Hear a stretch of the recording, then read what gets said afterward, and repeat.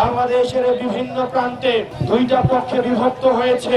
একটা পক্ষ জুলুমের পক্ষে অবস্থান নিচ্ছে, একটা পক্ষ আমাদের নারী মা বোনদের হিজাব এবং জামা কাপড় খুলে বিবস্ত্র করতে চাইছে, একটা পক্ষ আবার আগামীতে ভারতের দালালি এবং গোলামি করার জন্য প্রস্তুতি নিচ্ছে।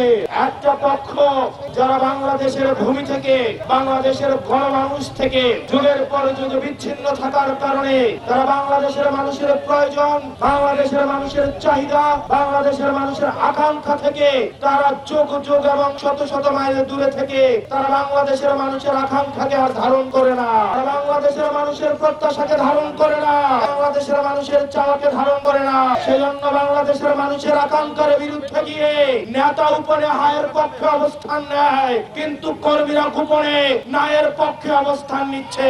প্রিয় যশোরবাসী, আমরা মুক্তির দ্বার প্রান্তে দাঁড়িয়ে আছি। আমাদের নীরবে একটা বিপ্লব ঘটে গিয়েছে।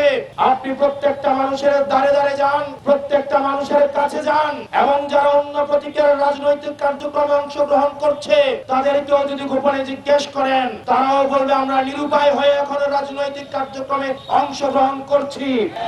কিন্তু আগামী 12 তারিখ ইনশাআল্লাহ ভোটটা আমরা 11 দলীয় ঐক্যবদ্ধ জোট বাংলাদেশ এবং দাঁড়িপাল্লা সাপলাকলিকেই দিব।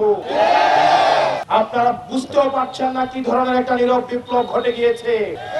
আপনারা কৃষক, কামার, শ্রমিক, মজুর, ব্যবসায়ীদের আর্তনাদ, তারা নীরবে নিভৃত, তারা আর্তনাদ করছে, তারা ভয়ে রয়েছে। যদি অশুভ কালো শক্তি, এই চাঁদাবাজ, টেন্ডারবাজ আবার যদি আসে, ব্যবসায়ের পরিবেশ বিঘ্নিত হবে, আবার চাঁদা দিয়ে তাদের আবার স্বাভাবিক জীবন যাপন করতে হবে। সেজন্য তারা চাঁদার থেকে নিস্তার চায়। আপনাদের সেজন্য প্রত্যেকটা মানুষের কাছে যেতে হবে, প্রত্যেকটা মানুষের দ্বারে দ্বারে যেতে হবে। মনে রাখতে হবে, প্রার্থীর কাছে কিন্তু ভোট নাই, ভোট হচ্ছে জনগণের কাছে।